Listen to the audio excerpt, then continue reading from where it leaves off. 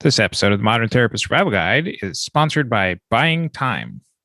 Buying Time is a full team of virtual assistants with a wide variety of skill sets to support your business. From basic admin support, customer service, and email management to marketing and bookkeeping, they've got you covered. Don't know where to start? Check out the Systems Inventory Checklist, which helps business owners figure out what they don't want to do anymore and get those delegated ASAP. You can find that checklist at buyingtimellc.com/systems-checklist. Listen at the end of the episode for more information. You're listening to the Modern Therapist Survival Guide, where therapists live, breathe, and practice as human beings. To support you as a whole person and a therapist, here are your hosts, Curt and Katie Vernoy. Welcome back, Modern Therapists. This is the Modern Therapist Survival Guide. I'm Curt with Katie Vernoy, and this is the podcast that talks about things that therapists do, things that come into our offices, things that we should be aware about. And we are coming to a topic that we haven't visited here for a couple of years, and we are joined by one of our former Therapy Reimagined speakers, Beck Gee-Cohen, Director of LGBT Programming at Visions, and we're just so glad to have you. Good people. Thanks for joining us. Awesome. Thanks for having me. I'm super grateful to be here. We're so excited to have you. It's so good to see you again. And I had a wonderful consultation with you recently. So I just am excited to share this conversation with our audience. Such a good resource, everyone. So anyway, I'll stop gushing. The first question we ask everyone is, who are you and what are you putting out into the world?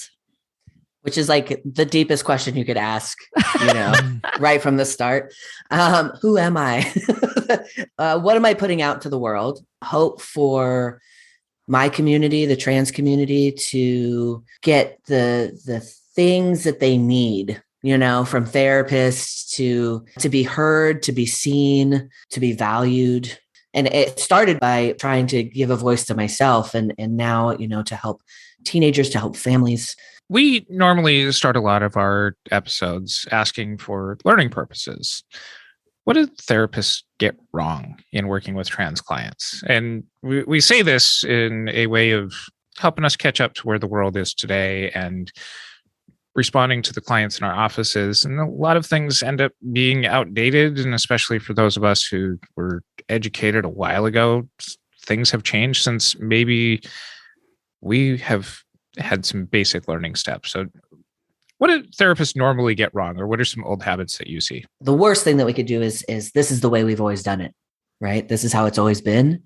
And that's what I love about the Modern Therapist podcast, and the essence of the Modern Therapist is we're tired of this, right? We're tired of doing the way it's always been done. The foundations of therapy were built, on white cisgender men, and we're not, that's not who we are. That's not who we serve. And so I think what therapists get wrong is just stopping learning, not being open to new ideas, I think. And I mean, I can go, I could go down the line of like, okay, great. Like, use the right pronouns. Okay. So like everyone should be doing that by now, right? Like that's like 10 years ago. I don't mean to sound snarky in that way, because that is something that is like a huge like thing to do. Right. But don't always look at like a person by their pronouns either. Right. Like it's like we're missing out on like the people in front of us, and we're either overly looking at the trans piece or we're like minimizing it. So it's like, it's finding that balance. So sometimes I run into therapists who like everything that has to do with them is about them being trans. Right. And it's like, no, like we also have depression and anxiety and have relationship issues. And we have, all the struggles that all of humanity goes through. And then also there's the other side of the kind of pendulum that says, well, I work with all people and them being trans doesn't matter, and it's like, okay, but you're not understanding that some of these things that are struggles that they're having absolutely have to do with their gender identity and absolutely have to do with their transition or, who they are in the world. So I run into therapists that are like kind of one or the other, right? And so like my job and what I like to do and the conversations that I like to have is like, let's bring us into like kind of the centered and talk about how we can, invest our time into their gender and understand it and understand, but not have to learn about gender and sexuality from them, but learn about their gender and sexuality, their personal gender and sexuality from them. Understanding trans identity, a 101, that is a therapist's job, right? To learn outside of their client, the nuances of gender, the nuances of what's happening in their lives, we do learn from our clients. Going in with curiosity and conversation and humility is really important. I see a lot of therapists run away from working with trans people because they just don't know. While I believe in referring out, there's not enough like clinicians out there that are working with trans people. I always like to say, part of my story is saying that the woman that saved my life when I came out to her was a therapist who was really versed in trauma and really versed in understanding the LGBT community, but she was not part of that community. And she saved my life. And so I think that what therapists are getting wrong, just not doing their own work. And I also like to challenge therapists to do their own work around their gender and sexuality, because if we're not doing that work, then how are we supposed to even understand some of the things that we struggle with masculinity, with femininity? And I mean, trans people struggle with that stuff as well. Non-binary people struggle with that as well. I hate to say that you're getting it wrong, but what can you do better? Right. Curt, no, I'm just kidding. I told you I was going to come from a place of positivity today. I'm going into 2022 with a little positive skepticism. So you started talking about this, and I want to get a little bit more specific with one of the things that you had talked about, kind of all clinicians need to be better for trans clients, because trans clients are going to show up in our practice at some point, most likely. And so I think, to me, when you're talking about therapists not doing their own work on gender, let's start with that one. I think that society doesn't necessarily ask that of us. There's a binary, there's pink and blue, there's these things that I think society really puts on us. And I think this idea of really exploring our own gender identity and sexuality and all those things, especially I'm old, so, when I grew up, it was pink and blue, and all of that. And so I think it's something where, to me, what do you mean when you're talking about that therapists need to work on their own gender and those issues? I love that question, because I think you're right. It's a privilege to not have to think about gender. Absolutely. Right. So when you're walking in the world and you don't have to think about it, it's, that's a privilege that you have. I think we actually think about it more than we think we do. And I think it's in our face constantly. But I also do think, like, once you're aware of it, right? I think there's an old parable about the goldfish, right, in the water. And they go, the goldfish swims up and says, "Hey, y'all, how's the water?" And they're like, "What's water?" Like, they don't know that you don't know that you're in it until you know that you're in it. Right. Yes. I don't know. I don't know how that parable goes, but something like that. Y'all can look it up. But sure. I'm not aware until I'm aware. It's basically what it is. And so that's why I also give a lot of leeway to a lot of therapists and people that I work with, where I'm not like, you should know this, because sometimes you just have no awareness. But once you know, then it's your job to kind of start working on it. So I had a therapist come up to me a year after I did a talk, and he was like, "You really messed me up." And I was like, "Oh, great. What did I do?" And he said, "Now everywhere I go, I see male and female signs. I see male, female, girls, boys, pink and blue. I was unaware." And I was like, "Great. Now you know how I live and many other people live every single day." But we talk about women's issues and men's issues a lot, right? And sometimes even then we're not even actually aware that actually affects us, right? So when I'm working with like a cisgender man, so for those, when I say cisgender, it's someone who is assigned, let's say, male at birth and identifies their gender identity as male. Cis means to be on the same side of. So most people are cisgender. But when I talk to cisgender men, I ask them about masculinity and being a man. And what is that like for you? And if we actually start having the conversation and dialogue about what it is to be a man in the world, you're going to get a whole lot of different conversations, right? You're going to have different opinions, different, boxes, men are put in a specific box to attain, like I have to be this way or that way, right? Same thing with women. And so that's the work that I ask of therapists to do is like, let's, what does femininity mean to you? What does being a woman mean to you in the world? How has that affected you growing up? What did you learn about, you just said I'm old and I grew up with pink and blue, right? Sure. Yeah. But if you were older, even older and grew up in the, 1700s, 1800s, pink and blue were different. Pink was more masculine, blue was more feminine. Oh, interesting. Men wore wigs and heels and makeup, and that was a sign of class, right? And so, and the ideas of like boys' clothes and girls' clothes from children really came from a marketing ploy where people were having less children. Because if you actually look at like pictures of like Franklin Roosevelt, they were wearing all white. All kids wore white and dresses until they were a certain age, right? So it was a money saver for families who had giant families of 16 kids.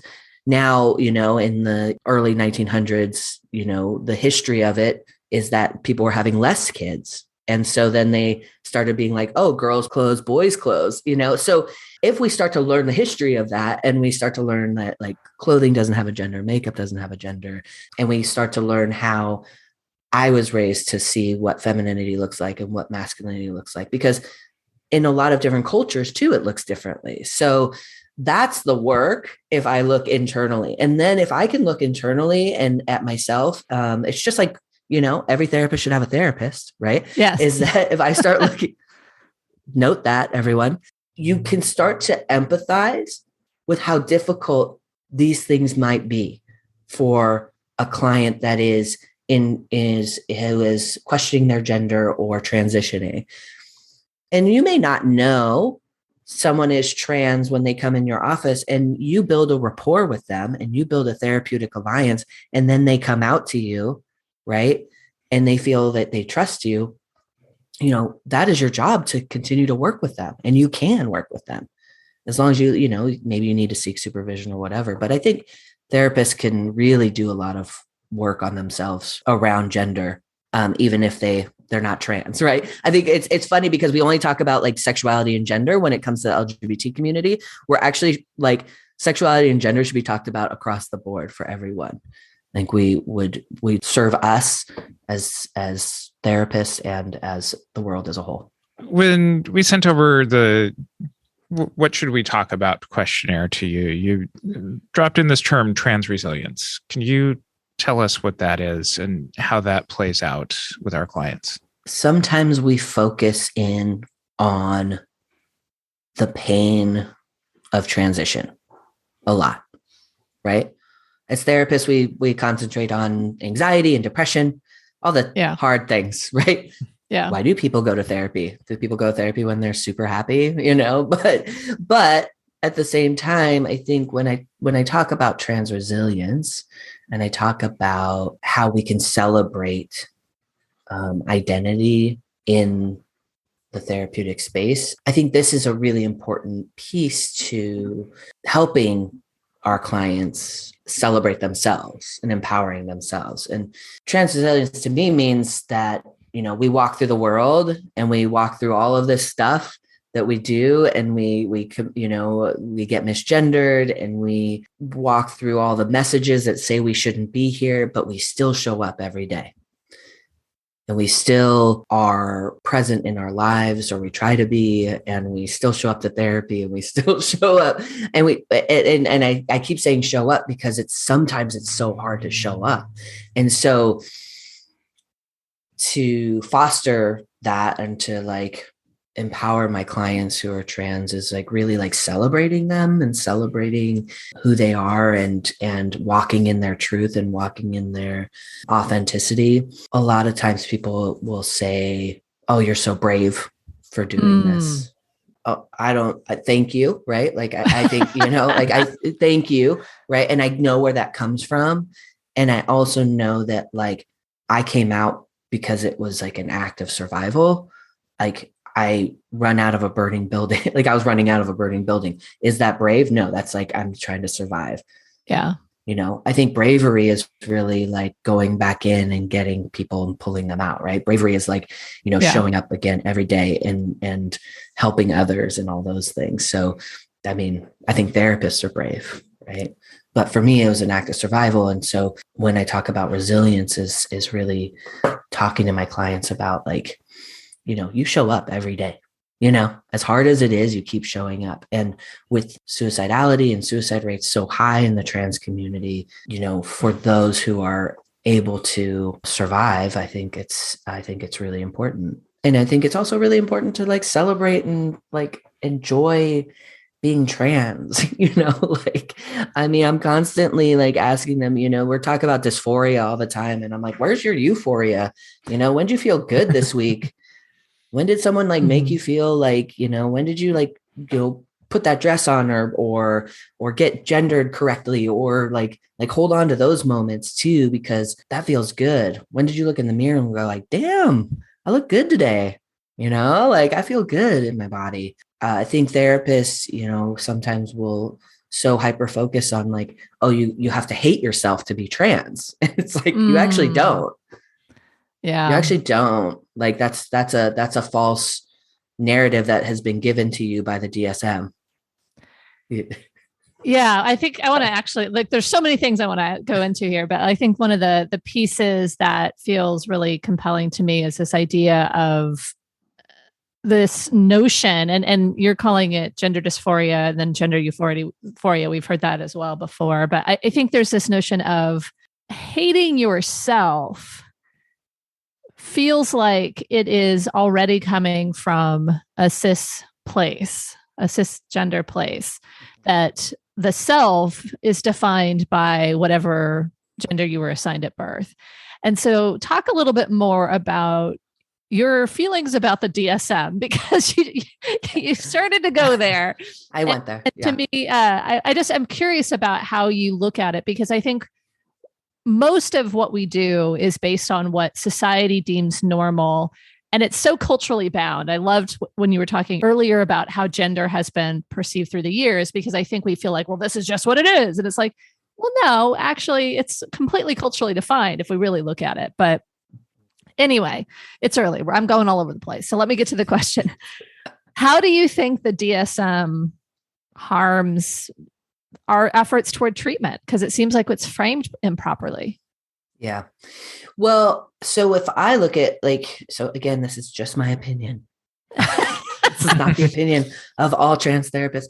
We're looking at two things here, right? The DSM in and of itself helps people, like having dysphoria as a diagnosis can help us get hormones and all those things, which is like, if you're not in a informed state, right? You can at least go to the doctor and get your medical needs met. So sure. Dysphoria, and you actually said it in what you were just talking about, is that dysphoria is actually not mine.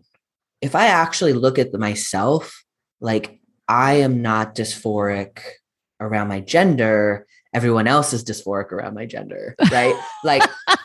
So the gender dysphoria is actually internalized. And if I look at gender dysphoria from the DSM, it actually says the stressors from the outside in, right?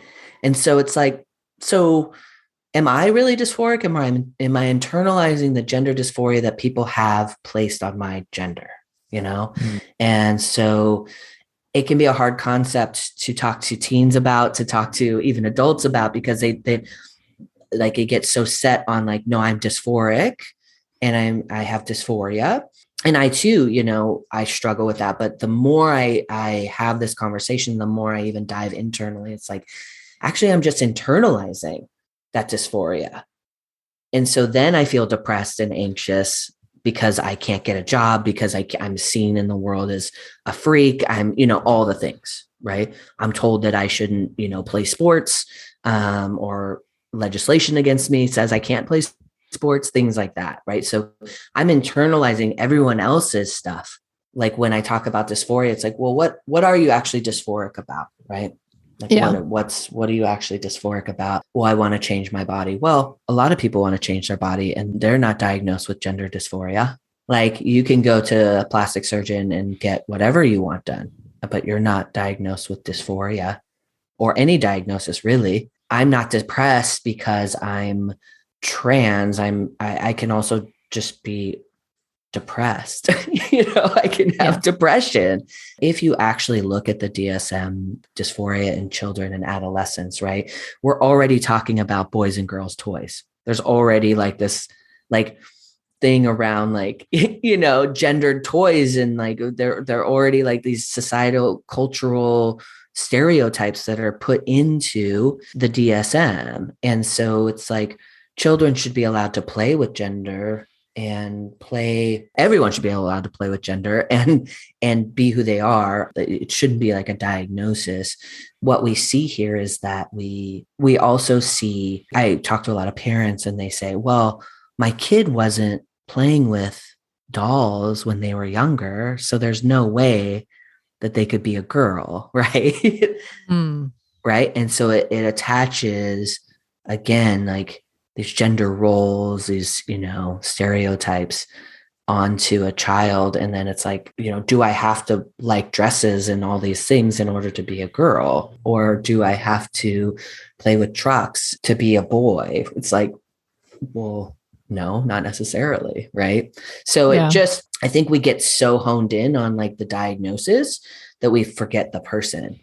And I think that happens a lot in the DSM. We're just so hyper-focused, and in order to get insurance to cover it or whatever, it's like we're like, okay, do you check all the boxes? And if you don't, right, then maybe you're not. And so what I've run into with a lot of like even young people, I mean, it's amazing what you can find out there on the internet. Young people know exactly what they need to come in with to share what they need, and people know, like, so if I'm not depressed around my gender, so then I have to go into a therapist and I have to lie to get hormones, right? And I have to say, well, I'm depressed, but I'm not depressed I'm not too depressed. Because if I'm too depressed, then you're not going to give me my hormones. If I'm too anxious, or if I'm feeling, I'm having suicidal ideations, then, maybe I need medication. I don't need hormones. Right. So I'm going to lie to you about actually like how bad I'm feeling or how good I'm feeling, because I need to hit that middle ground. And so you're already starting off the therapeutic relationship in a lie. Yeah. How do you build something from there? So if I take myself out of a gatekeeping role, right? If I tell a client, like, I'm not here to tell you you know who you are, right? I'm not here to tell you who you are. I'm here to like walk through, because I believe in therapy. Don't get me wrong. Like I believe in the power of therapy. I don't believe in it to gatekeep for certain things, for telling someone who they are, right? But I definitely believe in walking through with someone through the changes and shifts that are going to happen through their transition. That's a big deal. But if you're starting off like with a client just having to lie to you because they just want a letter from you, it's like, well, that's not okay. That not therapy for that person. It's not therapy.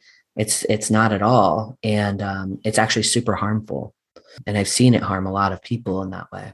Speaking of letters and organizations that gatekeep, I know that one of the resources out there that people point to in working with trans clients, and especially maybe the first times that they're working with trans clients, is WPATH. And there's some guidelines there that I understand that you're part of some groups working on making some changes over there too.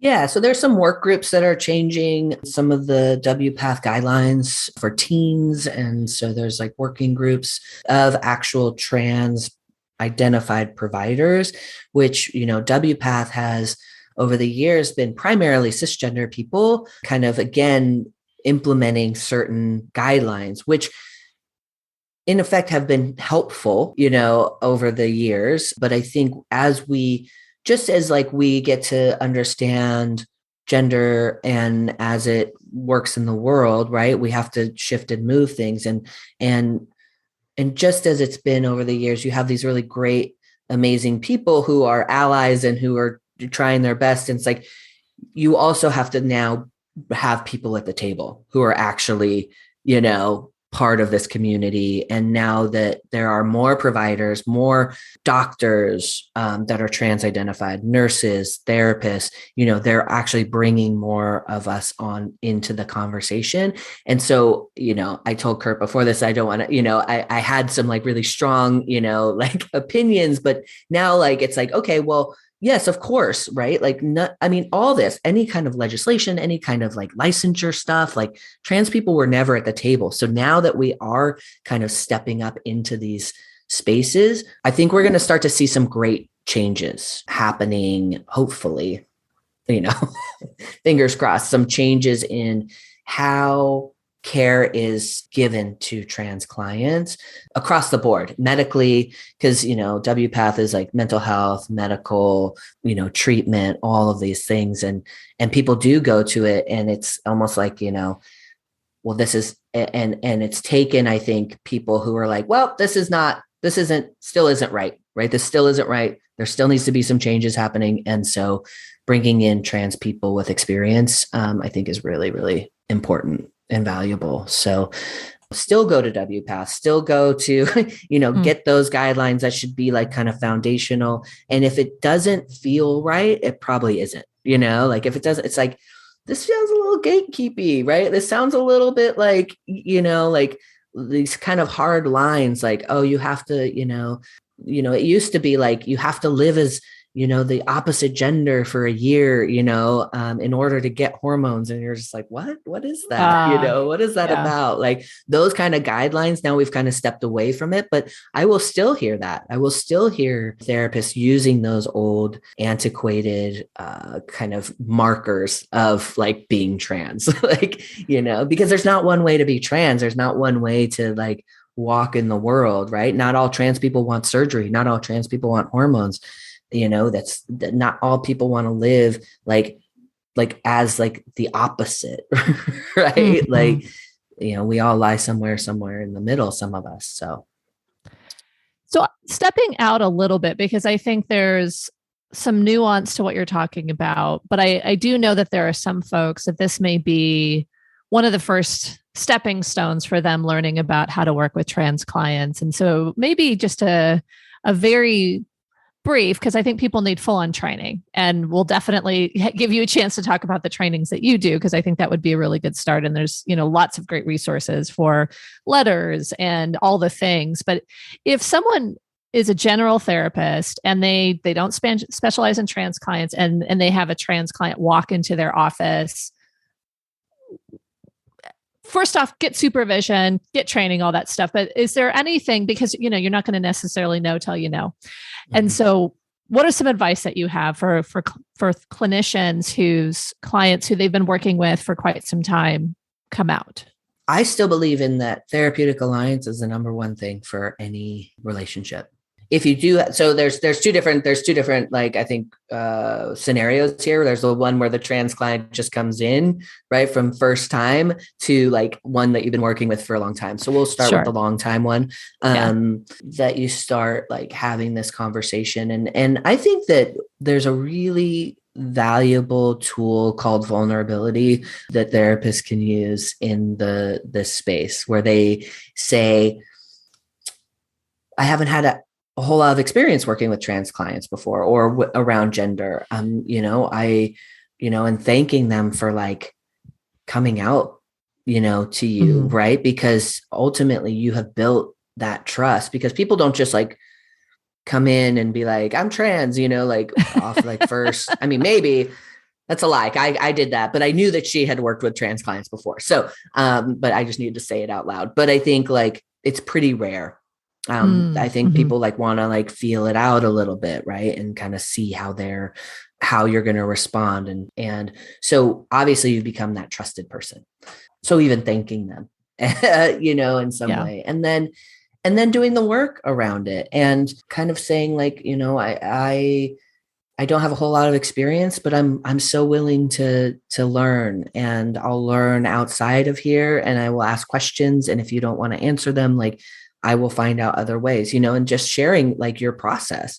I think it's a big, I think if I were a client and someone said that to me as a trans person, I would feel more connected to my therapist than someone just assuming that they knew everything and then being like, you actually don't know. Right. Or walking into a therapy room for the first time and someone has like a rainbow flag up and has no idea how to work in the LGBT space, right? Because they got a rainbow sticker that they said that they should have on their wall to show that they work with diverse clients, like, I mean, like, we see that a lot. And I think that can be dangerous because like I let my walls down because I'm looking for safety. So I may let my walls down and then find out like, oh, you actually have never worked with a trans client before and you actually have no training. And so if you like were a therapist and you had a client just walk in the door and say that they were trans, that's a conversation that either you're going to have with a supervisor. And also, again, being honest from the start and saying, I've never worked with trans clients before, but I have some training and I'll seek that out. And I think a lot of us, for those of us who are trans, seek out therapists. Like I don't automatically seek out trans therapists, like trans identified therapists, probably because I know all of them personally, in some way, shape or form. So it makes it tough. It makes it tough. And I'm in that space right now. But I'm looking for, like I will ask questions of like, have you worked with trans clients before? Are you part of the LGBT community? If they choose to disclose or not, they don't necessarily have to be part of that. But I want to know what kind of, if they've ever worked with a trans client before. But that's me. But I also ask if they've ever worked with clinicians as well, because that's a whole nother dynamic. Yeah, that's a whole other dynamic. We are getting short on time. So I want to just comment on something and get a couple more thoughts from you. I think there's this element of, you may have a client come in either in the process with you, either come out for the first time or kind of identify that for themselves for the first time. I feel like there's so much to talk about there. And then there are also clients who are trans and that's not what their issue is. And I think there's different elements of what we would need to know. When someone comes in and they are trans and the issue isn't about their gender identity, it sounds like this awareness is important and being able to understand the impact that it may have on what's going on. And I think that's fairly well in the wheelhouse of the therapist, especially as they are able to get consultation and make sure that they're kind of there with them and understanding the person in front of them and the issues they're facing. When someone comes out or is in the process of identifying for themselves their gender identity and that process, I think that can be very confusing for folks, especially with the hard bias against, kind of what we going back to, like the gender dysphoria, and even just the angst that can be coming through as the identification or the understanding, I am trans. And so can you talk a little bit about that process of the kind of understanding, kind of the introspection, the kind of identifying for the individual, as well as how therapists can support trans clients as they identify and come out and potentially even transition? Because that seems like that's very specific to the gender identity, whereas other things are informed. It's gender identity informed. It's other issues, but it's gender identity informed. It's about gender identity. When a specific client is coming in specifically around their gender identity, like this is the pressing struggle at this point in time that I'm, is obviously getting the whole story around, because, you know, some people are in relationships, right? Some people are in, you know, I mean, I come from obviously a wider lens of like the sociological piece of a person, like all of these things, and really diving into their fears, right? Diving into, like you said, like kind of their because they've already been thinking about it. Like this has been something that has been brewing for a while. Someone just doesn't usually just wake up one day and be like, you know, I'm trans, right? Like, I mean, this is something, and I like to get that backstory. I like to ask people when they first kind of knew something was different, right? Like, you know, it could be a year ago, it could be 6 months ago, it could be 10 years ago, right? And when they first maybe even talked about it to someone, you could be the first person they were talking to about it, right? And so let's say, you know, they knew when they were 5 and now they're 30, that's 25 years of kind of unraveling of like, what has been going on for them. I think the first question my therapist asked me when I told her that I was trans, which I, you know, so appreciate and I go back to even as a clinician, is like, okay, cool. So what do you want to do about that? which sounds like it's so her, right? It was like, I was like, what? You know, like, what do you know? Because you've obviously been thinking about this. So like, we'll deal with all that unraveling of the history and all that stuff later. But like, how can I be present for you now? Like, what is it that you are looking for right now? Like, are you looking to get on hormones? Are you looking to get top surgery? You know, like, or whatever. Like for me, it was like, I knew I wanted to get top surgery. I did not know I wanted to go on hormones. That was like so far, like that was like a lot for me to think about, but I knew exactly what I wanted, one thing. And she's like, cool, let's start there. Right. We don't have to make it like, I think like we also get overwhelmed with like, what if I say the wrong thing? Right. Like, what if I screw this up? But it's just like, it's almost like goal setting. Like, okay, great. Like, what do you see for yourself? Because a lot of trans people aren't even, they're so focused on like the history and like the present, like the fear and the anxiety that I couldn't even see myself in the future. So to be able to like be present and then look forward was really empowering. Like, oh, I can do this, right? Like, right? Like, yeah.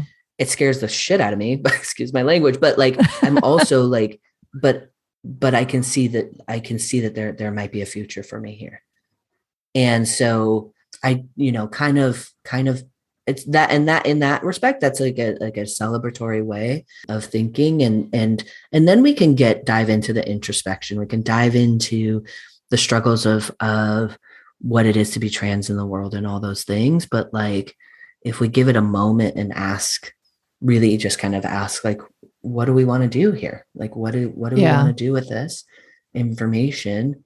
Do we want to move forward, or do we want to focus on like the hows and whys, and then giving like, you know, sometimes we give readings, sometimes we give, but most people that come in who are talking about their gender, they've already been researching. They've already been like watching YouTube videos. They've already been having this conversation internally. They just need to like get it out and like have a place to like get it out. And they may not have any movement. Maybe they just want to talk about it in the room. Maybe they have no idea what they want to do. And it's like, that's great too. But this is a space where we can acknowledge that. Sometimes it's the only space where I'm using the name and pronouns that they want to use for the first time, right? Like I've used that space for helping people come out to their loved ones, right? I came out to my best friend in my therapy and with my therapist.